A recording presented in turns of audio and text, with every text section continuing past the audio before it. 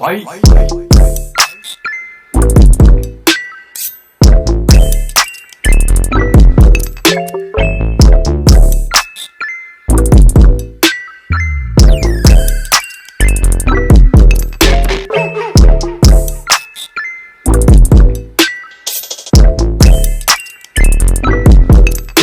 Hi guys, welcome back to the mental health quarters. Guess who is visiting the quarters today? I just thought because Mother's Day is coming up real soon and this is also mental health awareness month, I should invite my mother to the quarters. And I'm really happy that my mother is here. Would you like to introduce yourself, Mom? So that people get to know who you are. My name is Jemima. I'm a Sinam's mother. Yes. And my mother is going to go back in time with me to share my mental health journey and road to recovery. What most people do not know is that my mother played a very huge role in my road to recovery and mental health journey. It wasn't always fun, it wasn't always easy, but she has her perspective. I have my perspective too, and at the end of the day, the testimony is what you are seeing here today. So, Mommy, I wanted to find out from you. So in 2015, when I came home on vacation, what made you realize that something was going on with me? That time I was in level 200 at University of Ghana. I came for my long vac. Okay, casting my mind back. Like she started complaining of nightmares and mostly we observed that her behavior changed. And you know, women, we believe in church. So when the thing started like that, I thought it was something spiritual. So we started going to church, and then they will pray over her and other things. But the father rather insisted that we should see a specialist. So eventually, we were directed to a place. I've even forgotten the name. Yeah. Anyway, It was a private practice. so we went there, and then, well, the psychiatrist there, he said it was schizophrenia. So he started with that treatment. Fortunately, one day I was walking in our estate here, and then I saw a signboard. Then- Equilinks. Then I realized, oh, we even have a psychologist in this estate. If so, we'll try that place too. And then we went, it was a woman. She was so helpful. Auntie May, shout outs to you. And she didn't diagnose it the very day, but she became our friend. SNM was visiting her. So it was during the constant visits that the interaction with her, that she realized that SNM had bipolar disorder. And not schizophrenia. So she invited us as a whole family, and she told us the truth. And then she promised that she will give us another psychiatrist. Fortunately, she was also the psychiatrist was also very helpful. That's Dr. Jiba. Yes, Dr. Jima, very, very. And then nice. the treatment that we started at the other side, not knowing there was something else they should have added. That's a mood stabilizer. So this psychiatrist added it, and we were going for review. Then, because she was at Panta was not far from Legon Hospital, from Legon campus, she decided that she would rather be sending her the medication on campus, and that one also helped. She monitored Esena very well, and then until it was time for her to go to Benin, and that one she made sure that she gave us enough a whole supply, enough medication to carry her through. Fortunately, at Benin too, everything went on well. In fact, we were just praying that nothing would happen there. And unfortunately, she went through successfully and came back. It was rather when she came back to Ghana that she relapsed, but later on she confessed. When she was stable, she thought she was okay, so somewhere along the line, she stopped taking her medication. Am I right? Is it not rather when I think what happened was that I went to a church and they prayed for me and they told me that I was healed. So and then I remember the pastor saying something like, I don't know if this was the time that my mother is referring to, because I've had a lot of episodes. So I remember the pastor saying that, oh, I'm fine, I don't need to take the medication again. And I also believed, and I think this thing happened to me twice where I just believed and thought, of course, I'm a Christian. Like, a Christian is not supposed to say you are not supposed to have mental health conditions. And then I just believed, and then that was it. I relapsed. And I learned my lesson, that the moral lesson of the story was that even if I want to make a drastic decision like that, it's a whole team decision, in the sense that you can't just go off your medication like that. Your doctor who is with you is monitoring you for years, months. They know when you are really well, so you can't just make that decision by yourself. So that was the first major relapse that we. I also want to quickly add that the reason why you can't go off your medication by yourself is because your body has become dependent on the medication. So for you to go off the medication, all of a sudden you will suffer withdrawal symptoms.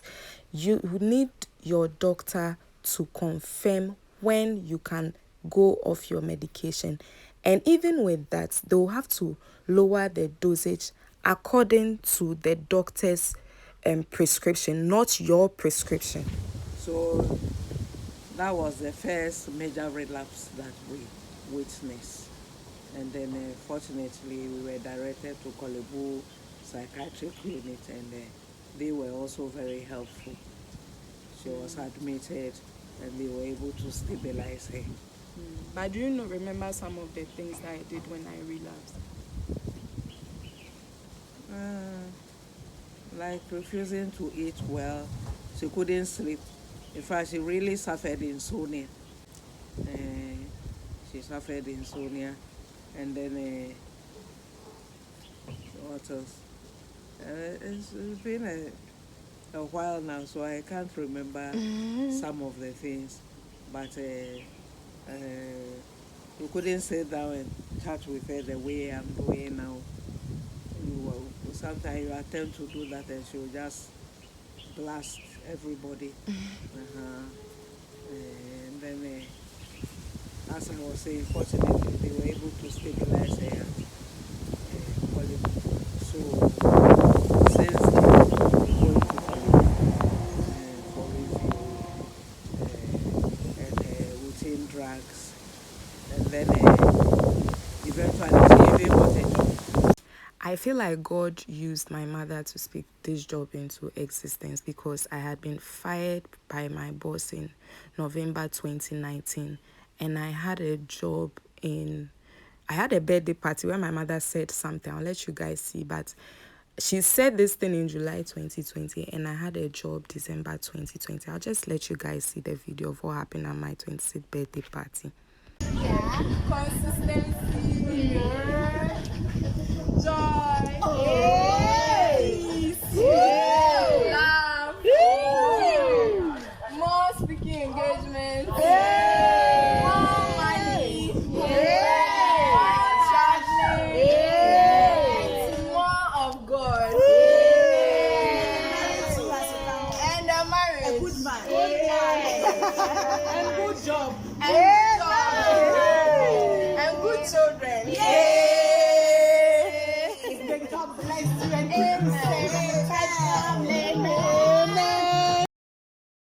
So this particular contract lasted for a year. Since December 2021, I've been unemployed. I'm still looking for a job. So if you want to employ me, I'm here. She's at home. Now we are hoping that very soon she'll get a good job. Amen. Amen. And my mother has just told you the whole road to recovery. She has made it look so like it was so perfect, but it was very challenging, wasn't it? It was, fortunately, I've just come home on voluntary retirement. So as I was not working in the police office, I had enough time for her. Whenever there was a need for me to take care, the father too was a pensioner at that time, so we always accompany her for her reviews. And then, gradually, she was able to do a final year successful And graduates. and graduated. Even my graduation, I think I was in the hospital like from like Monday to Friday, and then my graduation was on Saturday. And the money you and daddy gave me to pay for my registration for graduation, I had spent the money, so it was a whole drama. My name didn't appear on the list when they were, so I didn't get to go into the I forgot, is it Great Hall or something, to collect my certificate. I had to take my certificate later, but I did graduate. And Mommy, do you remember that time that we went for review and I removed your wig from your head? Or you don't remember? I remember. I've just remembered. It was very, very, like, I'm really sorry that I did that. The reason why I think because I was manic, I wanted to run away from the hospital. I don't even know why I did that, why I wanted to run away from the hospital, but I ended up running away. I picked a random taxi and I went to my mother. I went to sit at my mother's friend's shop till my mother came. And do you remember what you did? You told me that I had to go back to the hospital for some tests. At the time, I felt very hurt. When I got to the hospital and I was sedated, I felt very hurt that I had been lied to. But now, when I look back, like in retrospect, I think I would have done the same for my child too, just because I want them to be well, isn't it? Yes, but so, like, I just want to tell people out there that when you are on your mental health journey and road to recovery, people in your support system will not always do things the right way, the ethical way, the way that may seem very like you would want them to, but sometimes it just comes from a place of love and they just want the best of us. But Mommy, this is not your first time with like dealing with a mental health crisis in your household. You know, when you were younger, your brother went through something similar. You remember? I remember. That one too, I sent him to a private mental home when he was admitted, and they were able to stabilize him too. Yeah. But I know you don't like talking about it because it's opens a very like the floodgates of your soul. But I've always wanted to ask you this question. Looking at what happened to your brother and what happened to me, when mine was happening, were you not afraid? Oh, I was not afraid too much, because as for my brother, he was on drugs. That's why he had that problem. And I know SNM was not on drugs. So I know SNM could be stabilized.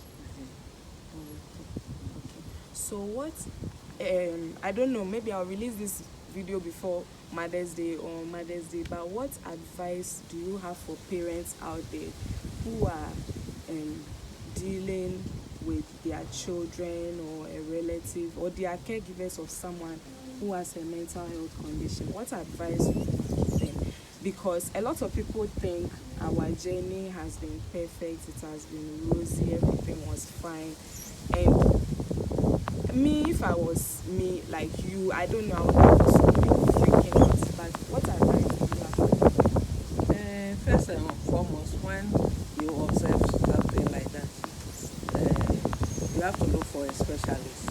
As I said earlier, when we were going to church, they would pray and tell us it should be okay. I did not believe that who insisted that we should see a specialist, and maybe it would have been disastrous. So I would advise parents and relatives, when they observe something like that, they should see a specialist to diagnose the condition first. Well, prayers will help, but first and foremost, a specialist should diagnose the actual things. And then when it gets tough and discouraging, what should they do? I don't think they should ever be discouraged. It shouldn't be discouraged. Why you were discouraged sometimes? It was hard, wasn't it? And then sometimes to, I would say, it's sympathetic. Saying your child who was normal, and then all of a sudden, Normal in quotes, so she doesn't mean abnormal. All of a sudden, you see her in some situation. You sympathize with her too. So sometimes you get emotional. But I never saw you cry. Like, that's one thing I really admire about my family. They never broke down, like, in front of me or made me know they were dealing with a lot. I felt everybody around me was strong. And I'm not going to say my family is the perfect family. We all have, every family has their own issues. But I know that God is going to definitely see us through whatever is going on behind the scenes. Every family has some underlying stuff that they are dealing with, most families.